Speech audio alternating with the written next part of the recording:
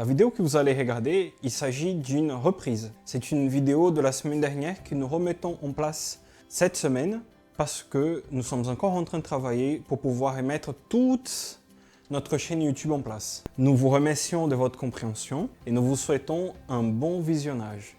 Que Dieu vous bénisse et à la prochaine.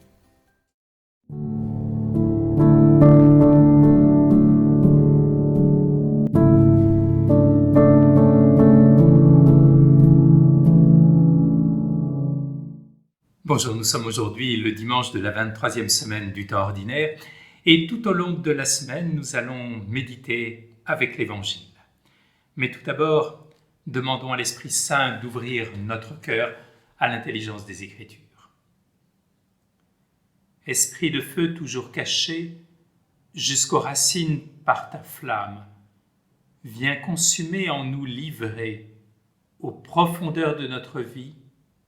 Viens enfoncer comme une lame la parole qui sanctifie. L'évangile de ce jour se trouve au chapitre 18 de l'évangile selon saint Matthieu. Écoutons cet évangile. En ce temps-là, Jésus disait à ses disciples : « Si ton frère a commis un péché contre toi, va lui faire des reproches seul à seul. S'il t'écoute, tu as gagné ton frère. S'il ne t'écoute pas, prends en plus avec toi une ou deux personnes afin que toute l'affaire soit réglée sur la parole de 2 ou 3 témoins. S'il refuse de les écouter, dis-le à l'assemblée de l'Église. S'il refuse encore d'écouter l'Église, considère-le comme un païen et un publicain. Amen, je vous le dis.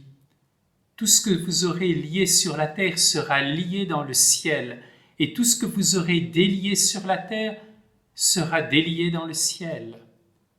Et pareillement, Amen, je vous le dis, si 2 d'entre vous sur la terre se mettent d'accord pour demander quoi que ce soit, ils l'obtiendront de mon Père qui est aux cieux.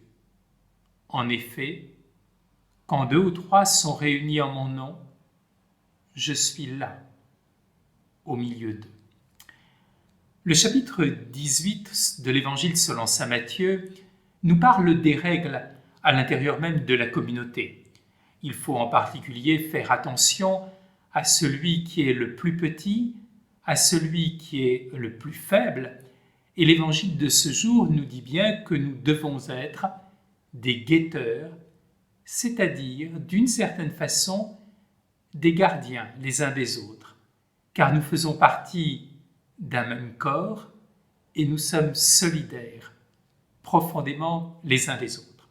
Le mois dernier, j'ai déjà commenté cet évangile et je m'étais attaché aux différentes étapes de cette réconciliation. Aujourd'hui, j'en resterai plutôt au sens global, il nous faut être guetteurs.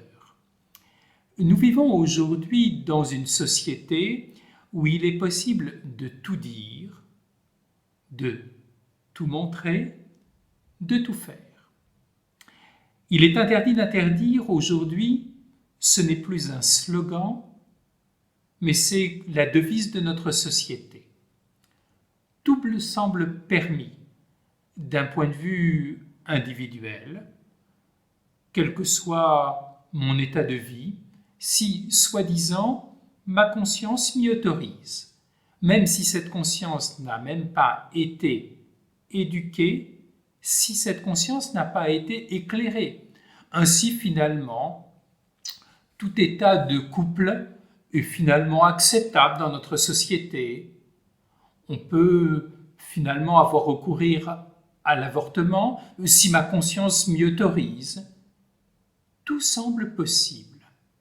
Et puis cela rejaillit immédiatement sur ma vie sociale, sur la vie commune dans le monde. Si ma conscience m'autorise à vivre de telle manière dans la société, pourquoi ne le ferais-je pas ?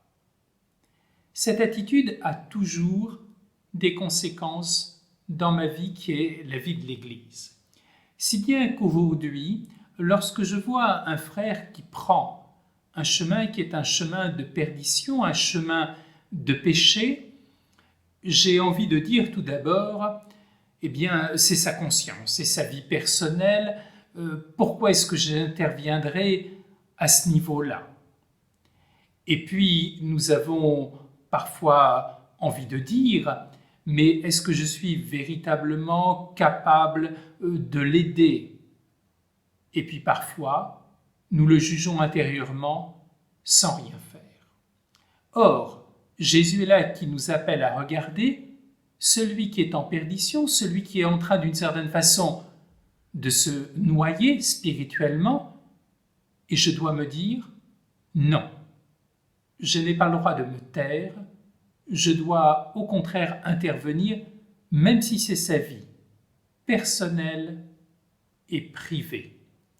Et puis, s'il prend un mauvais chemin dans la vie qui est la vie commune, là aussi, je dois intervenir, car nous sommes solidaires les uns des autres, il a besoin de la communauté a besoin de cette personne, et nous devons profondément nous entraider. Alors, cela demande, tout d'abord, et c'est le premier point, un amour de charité extrêmement fort, car je ne vais vers le pécheur qu'avec le regard qui est le regard de Jésus, qui doit être un regard d'amour, de miséricorde, un regard qui est un regard d'éducation. Il ne s'agit pas plus dans la société que dans la vie de foi, de faire régner la terreur et de blâmer et de condamner. Cela ne mène à rien. Ce qui compte, c'est d'éduquer, éclairer. Et puis, lorsque j'ai ce regard qui est ce regard d'amour, il ne faut pas cacher que vient ensuite en nous la peur. Est-ce que je ne vais pas être rejeté? Est-ce que je ne vais pas être maltraité? Est-ce que d'une certaine façon je ne vais pas le blesser et l'entraîner dans un état qui est un état pire que celui où il était précédemment? Il nous faut vaincre cette peur pour aller vers lui. Et puis l'Évangile nous dit bien, nous ne sommes pas seuls. Si je n'y arrive pas, j'ai le secours de mes frères et de mes sœurs. Et puis, si je n'y arrive pas, il faut alors le considérer comme un publicain et un pécheur. Regardons la manière dont Jésus traite les publicains et les pécheurs. Regardons la manière dont il traite Zachée. Il n'a qu'un seul désir, aller chez lui. Et même si ce publicain et ce pécheur n'a pas ouvert son cœur à l'Évangile et à Jésus, Jésus ne cesse pas de l'aimer et de porter un regard d'amour sur lui. Ainsi donc, l'Évangile se termine en nous disant qu'il nous faut prier et que nous pouvons obtenir la conversion. Car si par nos paroles et si par nos attitudes, nous ne sommes pas arrivés à sortir notre frère, notre sœur du chemin de péché qu'il est en train de prendre, il y a la force de la prière. Et nous devons sans cesse prier pour nos frères et sœurs qui malheureusement ne prennent pas le chemin de la morale de l'Évangile, c'est-à-dire profondément le chemin du bonheur.